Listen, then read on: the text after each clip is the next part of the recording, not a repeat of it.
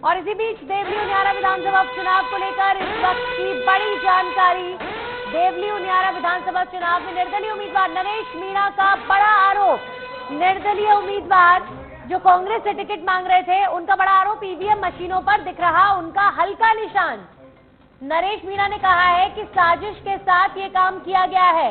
नरेश मीणा जो निर्दलीय प्रत्याशी है देवली उनियारा से और त्रिकोणीय मुकाबला उन्होंने इन चुनावों का बना दिया, वो ये कह रहे हैं कि जो मेरा निशान है वो मशीन पर बहुत हल्का नजर आ रहा है और ये साजिश के तहत किया गया है। बहुत गंभीर आरोप उनके द्वारा लगाया जा रहा है नरेश मीणा द्वारा और पूरी व्यवस्था पर उन्होंने बड़ा सवाल खड़ा किया है। नरेश मीणा देवली उनियारा से निर्दलीय प्रत्याशी ये कह रहे हैं कि मेरे चुनाव चिन्ह को जानबूझकर हल्का किया गया है। ईवीएम मशीन पर मेरा जो चुनाव चिन्ह है वो लोगों को इजीली नजर नहीं आ रहा है।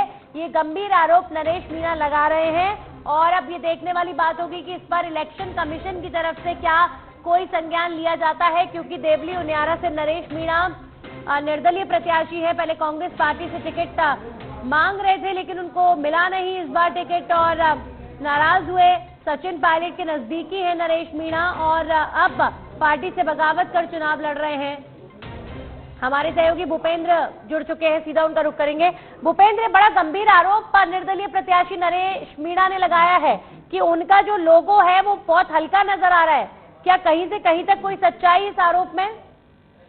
ये बताना चाहूंगा कि कई जगह देखा गया है कि जो नरेश मीणा का लोगो है वो हल्का दिखाई दे रहा था। उसके बाद नरेश मीणा खुद ने हमें फोन करके सतबेदड़ की टीम को बताया कि ये एक गंभीर आरोप लगाया है कि जो जितने भी ईवीएम है उनके जो निशान है वो हल्का दिखाई दे रहा है, जबकि अन्य पार्टियों का डार्क दिखाई दे रहा है, जो एक साजिश के तहत किया गया है। और उनकी लोकप्रियता और देवली उनियारा में जो लगातार उनका वर्चस्व बढ़ रहा है उससे घबरा कर ये काम किया गया है।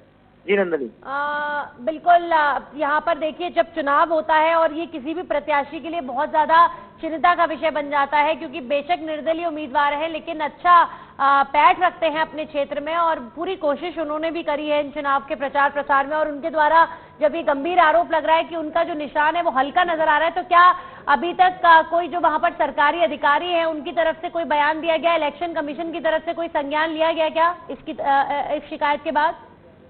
इस तरह की कोई यानी इलेक्शन कमीशन से हमने संपर्क साधने की कोशिश की, लेकिन कई जगह ऐसे चुनाव बहिष्कार इनमें लगे हुए थे, उसके बाद कोई सूचना नहीं मिल पाई है। अभी नरेश मीणा ने खुद इलेक्शन कमीशन के जो ऑफिसर है उनसे बात करके इस समस्या को जल्द से जल्द सही करने के लिए आश्वस्त किया गया है। चलिए, शुक्रिया आपका तमाम जानकारियों के लिए।